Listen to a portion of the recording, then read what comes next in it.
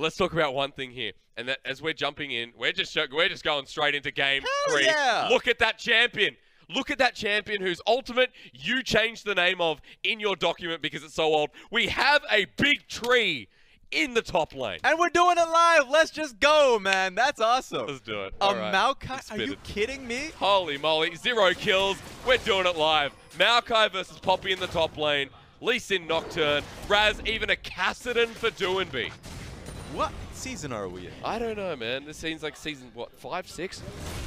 I literally had to just change, because I made a document with all the champion names so I can remember. You know, I wouldn't be that lowly color caster that can't remember names. I was like, yeah, Revengeful Maelstrom, that's not his name anymore. That's not the ultimate name at all. What happened to this pick and ban?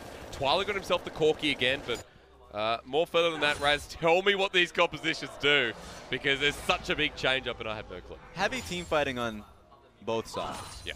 But the double AD carry coming alongside SinoDragon's means they can look to siege a little bit more frequently. There's good laning phase pressure from Gala and Mark, which you're not seeing it now. It's gotten evened out because the Kallista Thresh are just as good, if not better, when it comes to all-in fights. Yeah, that's right.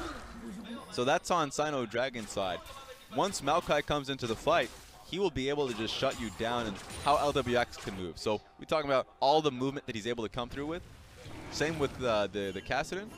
Point and click CC on his W will get the job done. So very easy in terms of the execution for SinoDragons. Well, FPX, it's a little harder here.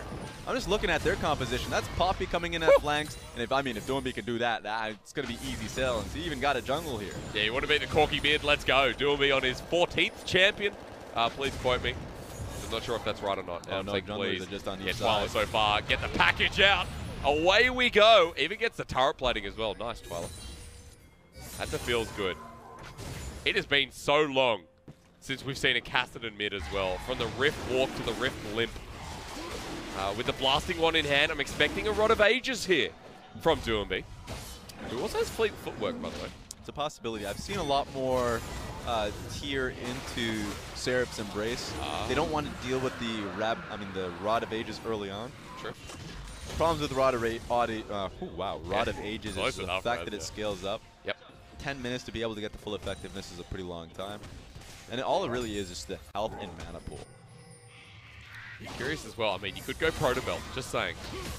No. Okay. Quick invade here from FPX, playing off the benefit of Doinb pushing out or at least Tian and Doinb pushing him out of lane. Look at this. Xiaopeng might be caught out. Rift Walk in again. Xiaopeng here, ready for first blood. Kick flash from Tian. Let's go on my face, bro. Doinb with first blood. And the spell shield to stop the kick from coming through, I thought that was good enough. He thought so too. But no, ward hop onto the control ward and then just kicks him in. Tian and Doinb have been playing so well here. Oh yeah, first blood on a Kassadin mid, Raz. As Michael Jackson sung, you know that song, what is it? You know, Can You Feel It? Great song, one of my favorite of his. 1-0 on this mid lane pick. His son sings? No, not his son. It was his song. Oh my God, you're Australian. Get out of here with you. Oh my goodness. There's a G in that word. I didn't know Michael Jackson had kids. Did he? Yeah, he did. Oh, okay. Oh, okay. All right. But yeah, that was still, like, often, like, the fact that Doinb has the early kill, we already saw how the trades were going in his favor early on. He has fleet footwork, so, like, that's just if he keeps up in laning phase. Nah, he just has a larger goal in line. I was wrong with the Rod of Ages thing. He just goes straight forward. He's down for scaling. Why not? Yep. No tier here. Gonna have an easy front line there with the Poppy as well. The Poppy which we a lot of the time talk about here in the LPL because of how strong it really is. Even Chris comes up mid lane, he's in the brush. Where is he actually? Hang on.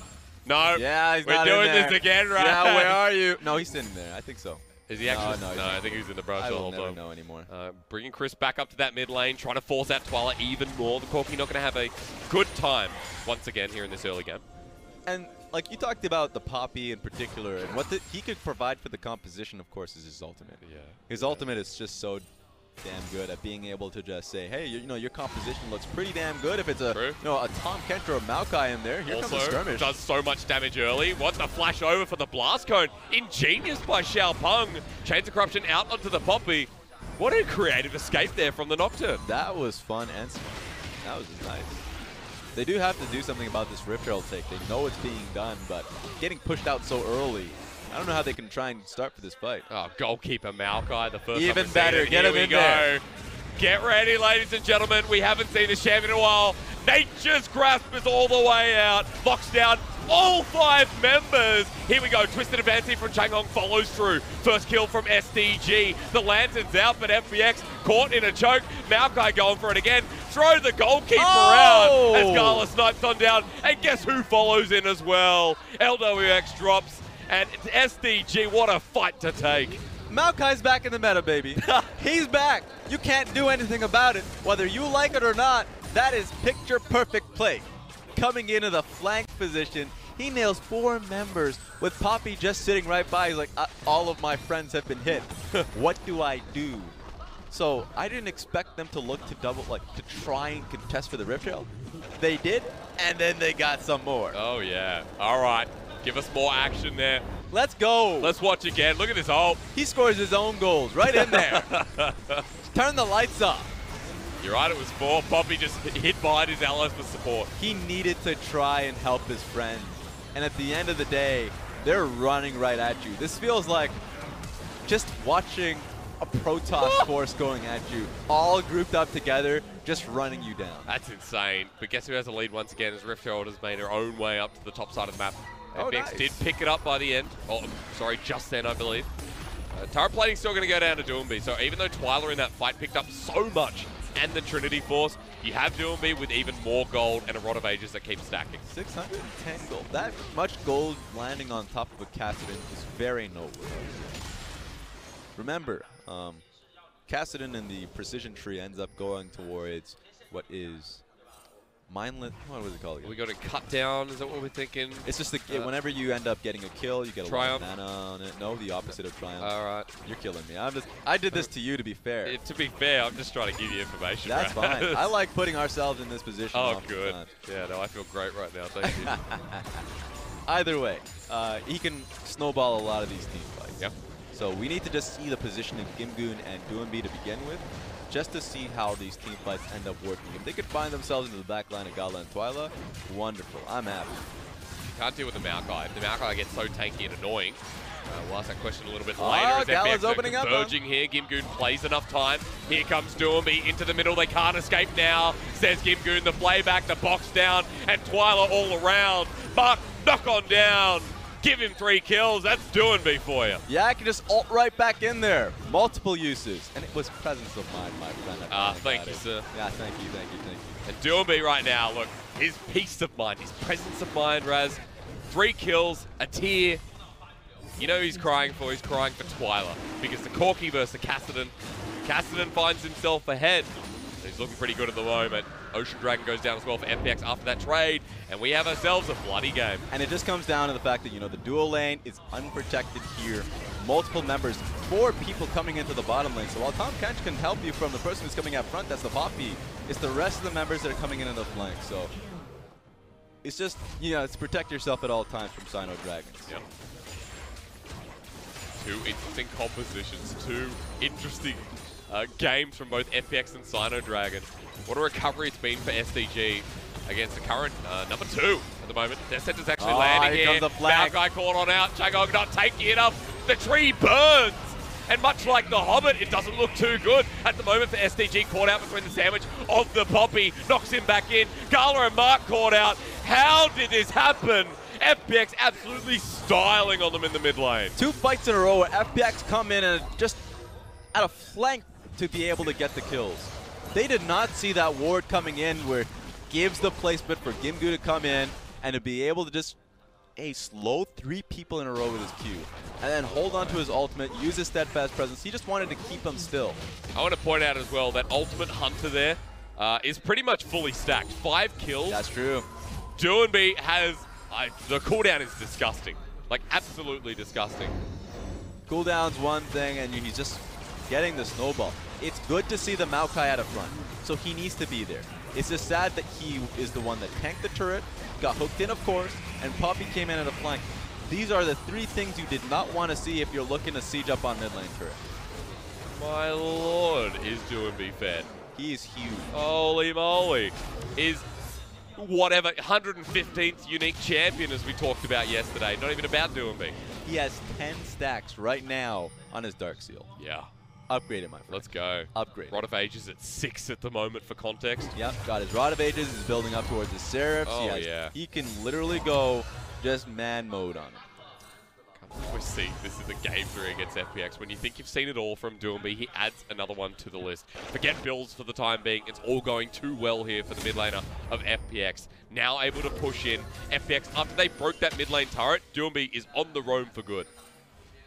This is when you start looking to respect the Kassadin players out there.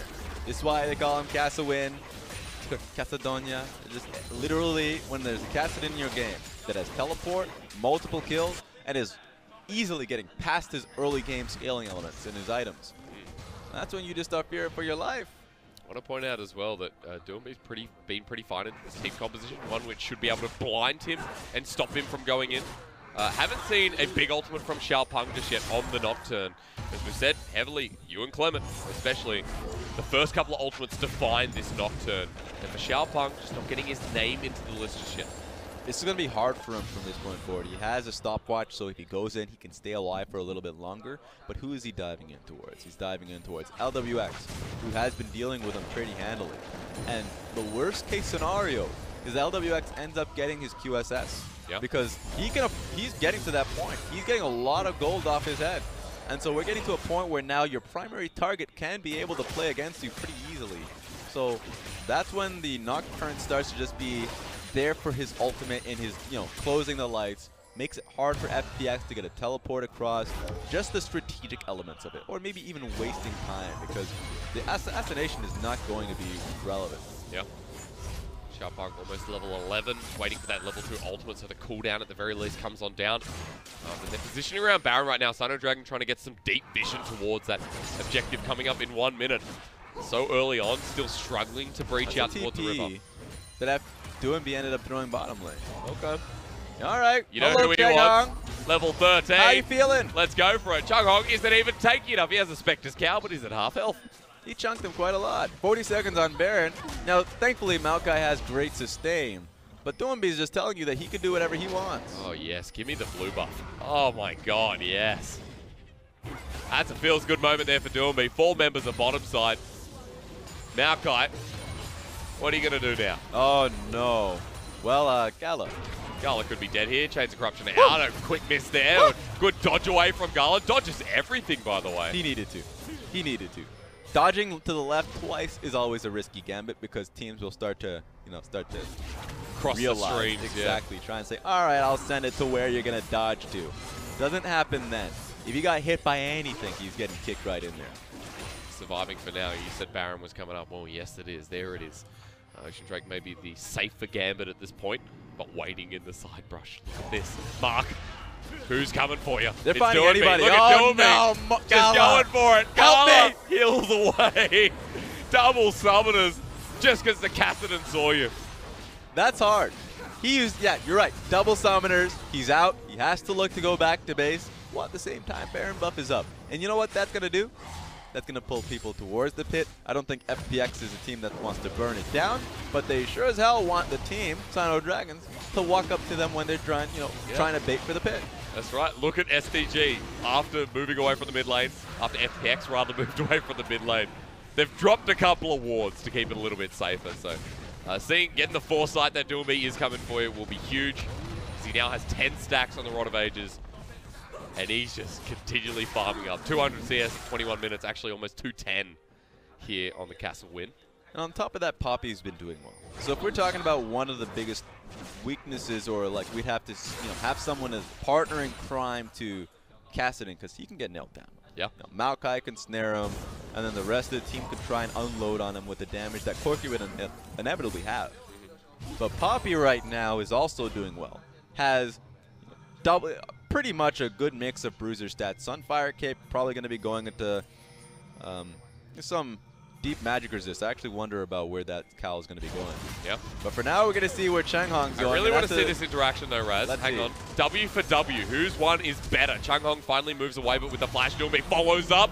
Easy kill there. Paranoia's out, but who's really paranoid here? I'd say SDG. Hell yeah, they are. they can still see everything, but they probably don't want to.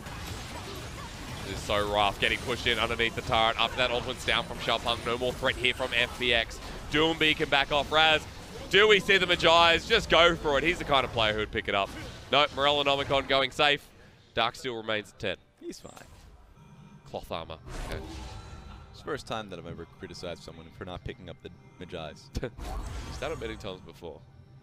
The government's put out a hit on him. 1,000 gold. This government keeps coming back game after game. Yeah, they do. That's rough.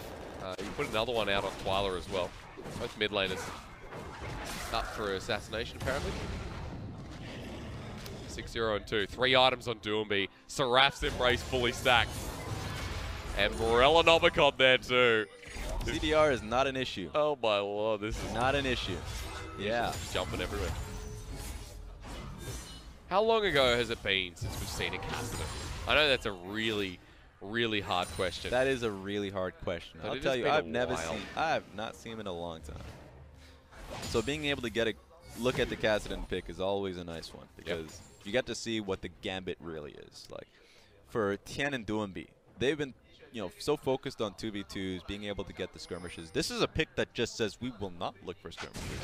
We'll try and scale up, hold on to the lane, and see if we can get any gambits there. Now, they got the early, technically a mistake preyed on towards Corki early, which means that he did lose the lane. Yeah. The Observer try and keep up. Too fast. Just too fast. As the blue buff. Even at, I think it's 600 mana per jump at max. That's why he probably doesn't want to use it for a while. Yeah. But if you can stack it up, it's the damage that hurts the most, of course. It really does. If you get it to that large amount, then you can just one-shot a carry. That's why whenever you see a teleport Kassadin like solo queue, as we got some time to talk about it, remember we're live now, so this is a real pause. Can't just fast forward this one. They end up like stacking up their ultimate before they use the teleport to get into a fight, and then when it comes down to like, hey, I'm in a flank position, I see your AD carry, and that's full damage on my Kassadin ultimate to be able to get the kill, or just chunk you down. Yep.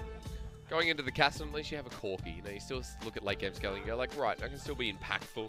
Just talking about SDG's standpoint in this game so far. Doinb maybe getting the pause because he was hot. I don't know. I mean, you wouldn't want to cool down in this one. No, you definitely would not. Pauses are not pleasant, so we'll find out what the issue is there and see what's going on. Because FPX and SDG comes to a Game 3 pinnacle.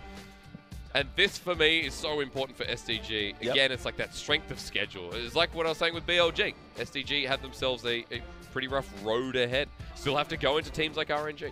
So my thing with SinoDragon is the fact that we talked about the worst case scenario for them. Right now, they're pegged to be in the 8th position, 8th playoff spot. Yep.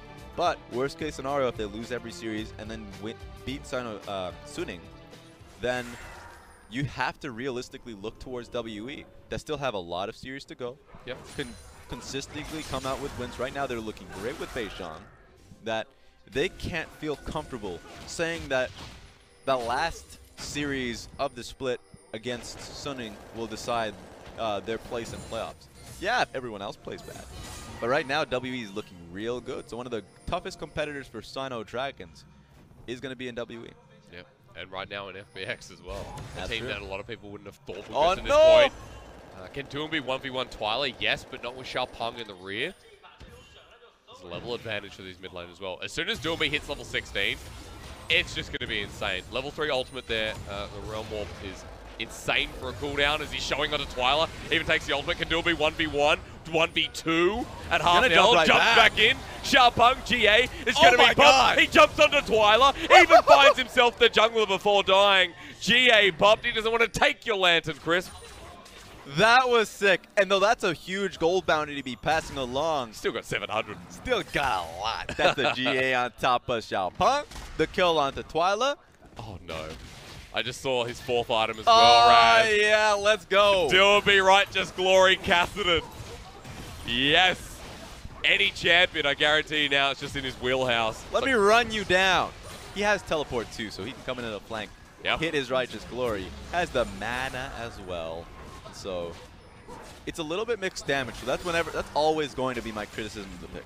Is that it's super mixed damage going up like that SinoDragons have in the Corki, Varus, and then the rest are just AP unless except for the Nocturne. So building it up, you're not picking it for the armor. It's simply for the utility, and that's what he's done, is to be able to rotate towards his teammates and just nail them down and not have SinoDragons, you know, escape a team fight that free up. Also keeps him up with the Corki as well, considering that's his composition. The mobility of Corki is going to be a factor to take into account, as that's an Infernal coming up next. All right. We've once again rolled the dice. FPX look to be the winners of it. 4K gold lead, Doinb now level 16 here on this Kassadin with 4 items in hand. You know what I would like? What? Rabbit on his death. Rylai's. Okay, sorry. Yep. That too. That actually feels good on Kassadin. But I will say Rabbit on his death cap. I mean, if we're looking at the build that currently he's picked for himself, he does need some AP. Yeah. Like just raw AP. And right now as it stands, if the game goes too long, and that's my concern. This is a snowball pick. He's picking it up to snowball the game and try and find that first team fight to be the last team fight around Baron. But if the game goes too long, as it has against the people in the past, like RNG, few games against EDG, there was that Corki game when he went IPO and Gauntlet against EDG. That was the game one. And it looked like they could have won that. But sometimes things don't go according to plan. Yep. You lose a few of the first team fights because something, you know, goes wrong. And then people start looking towards your item because it was fine when you were snowballing the early game lead. You could pick whatever you want. That was the charm of Darien. Yep. You could pick whatever the hell you want if you have that lead. But if you end up making mistakes, what ends up mattering the most is the win. And when you get to 40, 50 minutes, you can't just say, well, I'm not going to blame the build because, you know, we had an early game lead. We should have been able to shut it out. Yep. You got to pick up the win, baby. You got to be able to build correctly. So if things go wrong and you get into the 40-minute stages of the game, you still have damage. That's very true. Will enable his pick potential. See, we've still got a lot of minutes to decide on whether that's going to hurt him the most. Looking towards his next item as Control Ward went down. See what it finally is. 1250 gold there to pick up the needlessly large rod. So well, he's picking it up now. There we go. That's the start of good things to come here, it seems, for Doinb. Level 17 at 27 minutes. Yeah, it'll take some time. What he is lacking, though, is going to be a stopwatch because he doesn't have a space for that. True. Stopwatch, of course, you want to build that into Zhonya's Hourglass. It's a pretty good way to just get into the fight. You have the armor. So technically, Zhonya's is what you want if you just want the stat that the Righteous Glory is going to be providing for you. Yeah.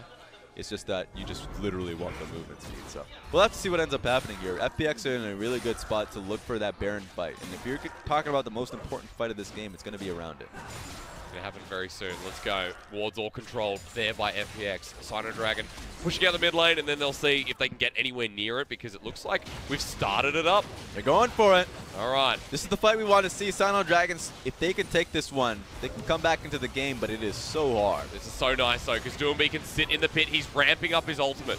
They have to fight, though. This is a Kallista Ren and Smite that they're working with.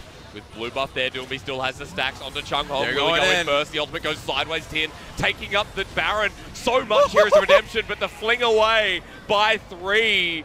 Nicely done there, but we'll begin again. That's the kill on Changhong because they just booted the rest of the team. Gimgoon's ultimate hitting 3 people. That is the most value I've ever seen in my life. Agent 007 there from Gimgoon as he flings them away in game 3. We start the Baron again. Gimgoon still here on patrol duty, but they turn the fight. That's the versatility there of the Kassadin mid. He ults into the middle, gave him a 3rd one as well. Let's go again. Flop, flop, flop. Another one there. Holy moly, just disintegrates the rest of SDG. I have never seen a game end so quickly when it was really felt like it was up in the air. That's insane. I'm sorry if you went out to get a drink. If you went out to like either, you know, pick up some popcorn or something. That was literally an instant 3 to 4 people killed on that. That was exactly what I said, and my words evaded me. It was a flop, a team fight. That was FPX just cleaning house, jumping into the middle of things, and Doinb on Kassadin. 11, 1, and 3, the debut pick. And also the debut pick of Maokai finds its timely end as FPX 2-1 SDG. But I'm glad we got to see it. At least now I can mark in my calendar that I saw Maokai and Kassadin get played in Season 9. Nice. Yeah. I feel happy about that. Oh, me too. Yeah. I tell you what, though, I prefer the Kassadin. Like, Doinb has added another champion to his Spring 2019 split. I don't know what he's looking at. Just a list of champions he wants to play. Now, he's a great Kassadin player. That's a great example of just how he's able to utilize it. But he's showcased something more than that. That he isn't reliant on mid lane push. That he had 2 games in a row, the the Vladimir game and the Kassadin game, where this was a composition that they had where they didn't need the push on mid lane. It was Tian recognizing he could work around pressure being, bled through the mid lane. Yeah. And they were able to come out hot in team fights, and you had to deal with the Kassadin. Sure, he looked good early because Doinb just outplayed Twila early. Very different style of series, Raz. After coming out of RNG and BLG, we knew what the tempo was like, building up to one excellent moment. With FPX and SinoDragon, many excellent moments built amongst the game. To put it lightly, Game 3 was the Doinb story again. And we have these every so often in series here in the LPL. And in Game 3, we definitely got it. And he shows you why he goes for these builds, because it's just about that one team fight, that one shotgun off. He picks it for the one Baron buff that comes up. If they pick it up, of course, they can just start to slowly pick it up into doubling, turrets, into multiple objective takes. Yeah. And you see it off the gold chart. Oh my lord. If it goes smoothly, Doinb has a hell of a series. Yeah. I'm afraid to find out what his damage percentage is. In the past, we've seen him go into 50% on his Victor. Yep. I think that's maybe Let's about go 60. All right. I believe in Doinb. I'm worried. I'm curious to see, because if he doesn't get MVP after this, I don't know. I mean, he is. Of course. It's not just to show us how much damage percentage he has. Please do. Like, it would be the biggest bamboozle in this century if someone decided to give it to, let's say, Gimgoon. I think Gimgoon played well, but not well enough for an MVP. Yeah. So, SinoDragons will come out of this series thinking they've got rocked. FPX, they pushed FPX to Game 3, but Game 1 was just catastrophically bad in the draft phase. That was literally the worst draft I've seen since the Splice one last night. I keep referencing it, but I can't believe that's the draft I have. Just so you guys know, I have a lot of great tweets out there, and a lot of times I'm just like, what the hell is this? You look at it, you're like, I have nothing to say. Do you want me to plug your Twitter channel? No, we're fine. I'm sure producer will do that for me.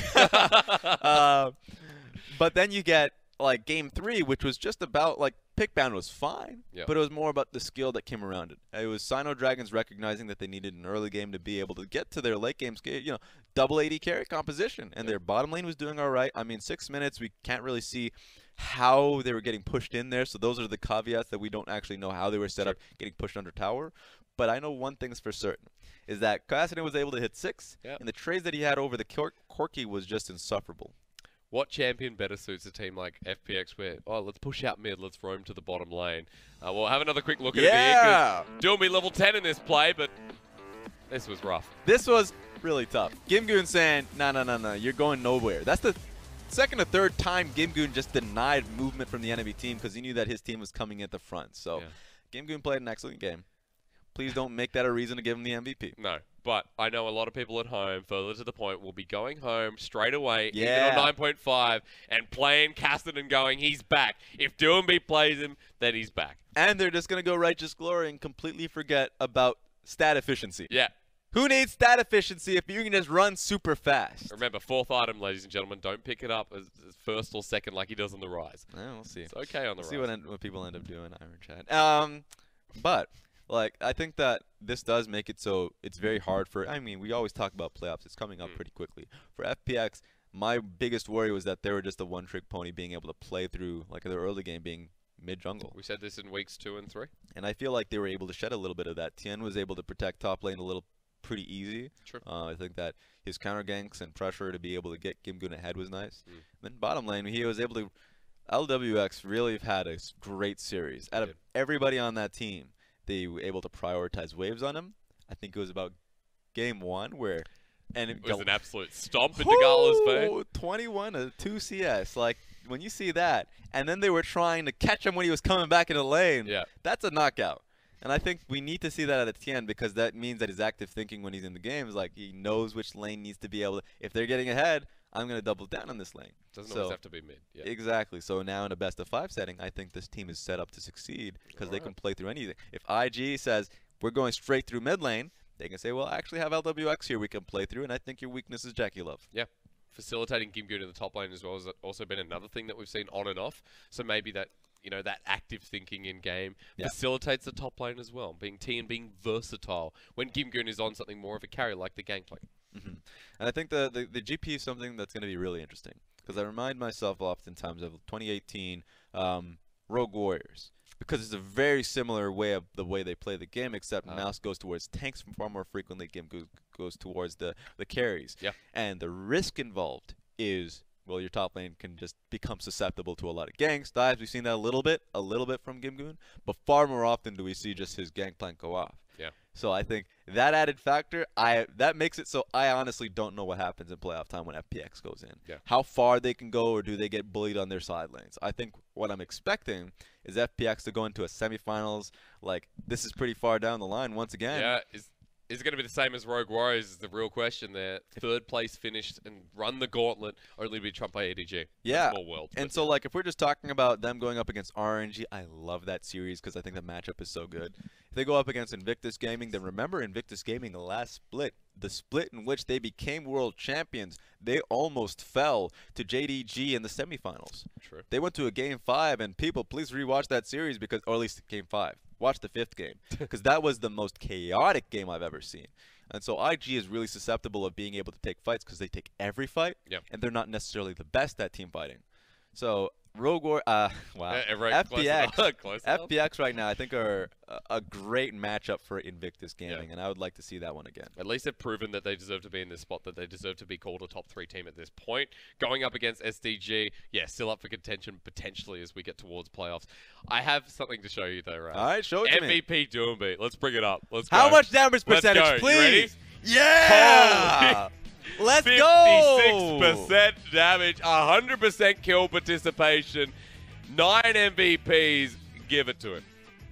Just 11, 1, and 3. Holy. Damage to gold percentage. How about I make that gold up? 5,000 ahead. Yeah. So for people who are new to Doinb, yeah, this is what you get, man. He just keeps going. 2v1 situation, what's up? You think I'm running? Guess what, Corki? I'm coming back. And so the only thing I'm sad about was that the Xiaopeng was smart enough to build his Guardian Angel because he had a second chance at life. And this one was even better. Oh, yes, because all you just need to see is the reset central coming in from Doinb immediately into the backside. What you do if you're Gala. And at that point, it's stacked up to a point where lights out. Yeah. I love my fair share of Kassadin games. And then when we get a regular season Doinb, I'm talking about that Xiaogu Reapers Doinb. Oh, yeah. The type that goes Vladimir, and Vladimir's back in action. You know? That was what he was playing on Xiaogu Reapers. Now he gets his chance at it. Yep. And then we're talking about that Victor. And now it's not that cool to build Iceborne Gauntlet on Victor. Every top laner is doing it now. That's full AP. But when he's back in action, he gets himself huge damage percentage. He just gets games like that. Yeah. And it's only during the regular season. So I'm really interested to see if he can have those knockout performances in playoffs. I'm waiting for the next FPX game when we once again get to show off Doinb's champion pool. It's close to 14 or 15 by now. Just play Zoe and LeBlanc and I'm happy. Man.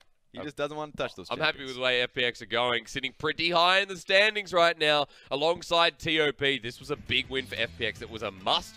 10-2. Seems pretty safe right now. But of course, with the way the middle of the standings are, not be confirmed just yet. There we go. I mean, the big story for me, too, is SinoDragon's losing, while WE are still on that run.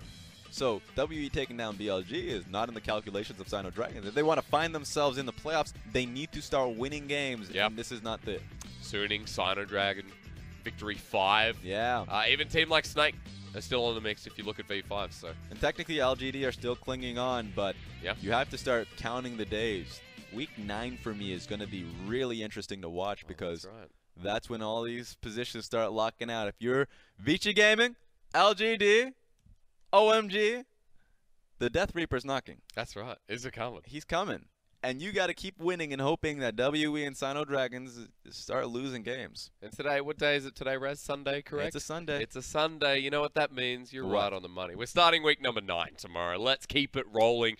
2 weeks until playoffs, and boy, am I hyped. I can't even sleep. JDG versus Snake, and you know what that means? We're going to game 3. Oh no, we're talking about that Vietnamese boxing match. Oh, good. SOFM and Levi. Oh, so and true. That's the main event of the evening. So you're gonna have to wait and watch the battle of Rogue Warriors and Vici Gaming before you get to that. And I'm looking to Beijing right now.